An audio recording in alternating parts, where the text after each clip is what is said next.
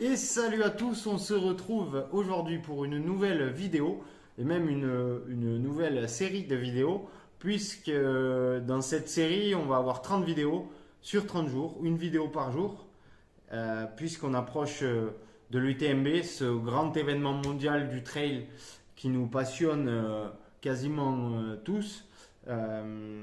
Et donc j'ai décidé de vous présenter 30 favoris, un favori par jour. Il y aura une vidéo donc, qui va sortir avec une présentation plus ou moins longue. Il y aura plus ou moins de choses à dire selon les favoris choisis. Et donc voilà, donc la série commence aujourd'hui et j'espère que ça va vous plaire. N'hésitez pas à commenter, liker, partager. Et on va commencer aujourd'hui avec Benoît Girondel. Donc c'est parti, générique.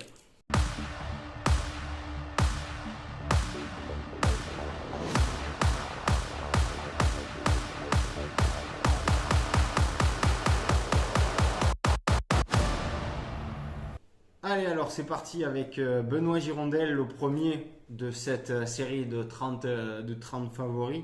Benoît Girondel, qui est-il? D'où vient-il? Quel est son palmarès? Et quel est mon pronostic pour son UTMB? Ça va être un peu le déroulement de cette vidéo et de toutes les prochaines vidéos de cette série à venir. Donc Benoît est un ultra-trailer français de 36 ans qui nous vient du département de la Drôme, qui travaille à la SNCF en gare de Valence, il me semble.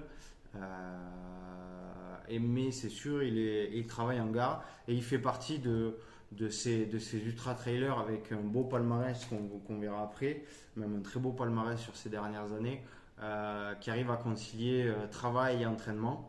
Alors c'est pas le cas de tous les ultra trailers qu'on va voir dans cette petite série. Mais lui arrive à concilier travail et entraînement et c'est tout à son honneur. Du coup ensuite c'est devenu un peu la tête d'affiche du team ASICS depuis le départ de Xav Tevnar chez On Running. Et Benoît, c'est quelqu'un qui vient du cyclisme, où il a fait du cyclisme sur route, où il a fait pas mal de compétitions. Il en a fait toute sa jeunesse jusqu'à peu près dans les années 2010, début 2010, où il va faire son premier trail qui sera la Saint-Élion en 2010. Il va refaire la Saint-Élion en 2011. Et son premier beau résultat, ce sera le Grand Raid en 2013, où il terminera 6e en 26 heures, il me semble. Oui, c'est ça, en 26h26. Premier Grand Raid, 26h26. Pour ceux qui connaissent un peu l'île, ses sentiers et la course, c'est très très costaud et ça annonçait que du bon pour la suite de Benoît. Ensuite, il va rapidement enchaîner les bons résultats avec de très belles courses et de très beaux résultats. Il va se révéler vraiment au grand public en 2014 avec une première victoire sur l'Endurance Trail des Templiers. Endurance Trail des Templiers, donc c'est le 100 km des Templiers, c'est pas le Grand Trail des Templiers, c'est pas le 70, 80 maintenant. Il récidivera du coup aussi en 2016 sur ce Grand Trail des Templiers, et ensuite il va enchaîner 2017 et 2018 avec 2 victoires sur la Diagonale des Fous, et 2018, celle dont tout le monde se souvient, l'arrivée main dans la main avec François Daen, après un début de course avec une bataille à 3 avec Maxime Casajou notamment. Ils se sont un peu tiré la bourre tous les trois, et finalement pour finir à deux, Benoît Girondel et François Daen. C'est un peu ce qu'on aime voir. D'ailleurs, ça avait beaucoup marqué cette arrivée, et ça l'a un peu fait découvrir au grand jour, parce qu'il y avait l'arrivée avec François Daen, mais aussi cette arrivée main dans la main sur une si grande course. si populaire. C'est un peu l'esprit qu'on aime voir dans ce sport, cet esprit de partage. Donc ensuite, bon, ça c'est tous ces résultats un peu passés. On va avoir ces résultats un peu plus récents. Récemment, son plus récent résultat, c'est le Swiss Canyon Trail qu'il a gagné. Donc là, au mois de mai. Déjà l'année passée, il avait gagné cette même course. Il a fait deuxième l'année dernière sur la TDS. Donc on voit que sur les grands rendez-vous, tels que sur les grands rendez-vous de l'UTMB, Benoît c'est quelqu'un qui peut répondre au présent. Après on va voir ensemble dans la partie un peu plus pronostique que peut-être il n'aura pas forcément les qualités pour un UTMB, mais plus justement pour une TDS, un Grand Raid ou un Swiss Canyon Trail justement. Il a gagné également aussi l'UTCAM l'année dernière, en fin d'année dernière. Donc le Swiss Canyon Trail comme je vous ai dit aussi l'année dernière. Et en 2020, il avait fait... pareil, il avait partagé la victoire main dans la main avec Antoine Guillon sur le 100 miles sud de France. Très belle victoire aussi avec Antoine.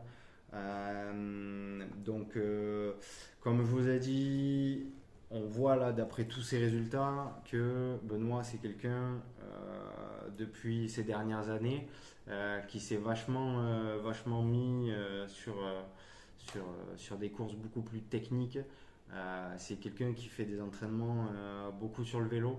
Il m'a semblé entendre dans un podcast qu'il faisait environ 50-50 en entraînement croisé, donc entre le vélo et la course à pied.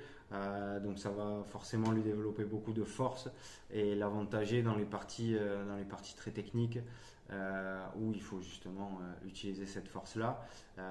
Mais du coup, il n'a pas de grande qualité de coureur, même si sur ses premières années de trail, justement, il avait performé sur l'Endurance Trail des Templiers. De tête, c'est 100 km et je crois 4000. Attendez, je vais regarder. Ouais, 4000, allez, 5000 de D+, sur 100 km. Donc ça court quand même assez. Donc sur ses premières années, je pense qu'il avait quelques qualités de coureur, mais qu'il a peut-être pas forcément fait évoluer. Il a plus fait évoluer ses qualités dans le technique. Donc peut-être que sur un UTMB qui est pas, j'aime pas dire que c'est plus roulant, mais qui est moins technique, qui utilise plus des sentiers de grande randonnée qui sont très empruntés. Donc on a tendance à un peu plus courir, il y a un peu plus de replat que sur une TDS ou sur une Diagonale des Fous où là vraiment on monte, on descend, on est dans du caillou, dans des marches. Et là on peut voir qu'il est un peu plus avantagé sur ces courses-là.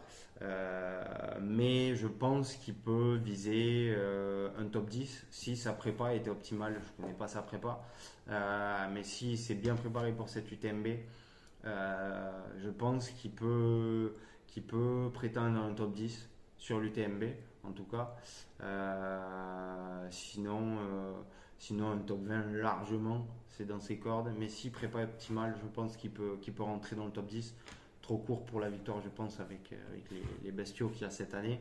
Mais voilà. Donc je pense qu'on a fait à peu près le tour sur Benoît Girondel. J'espère que cette vidéo vous aura plu. N'hésitez pas, comme je vous ai dit, à me dire en commentaire ce qu'on pourrait rajouter ou améliorer dans ces petites séries de vidéos. Les vidéos seront faites quasiment au jour le jour, donc je pourrai améliorer à chaque fois. N'hésitez pas à commenter, partager et liker la vidéo.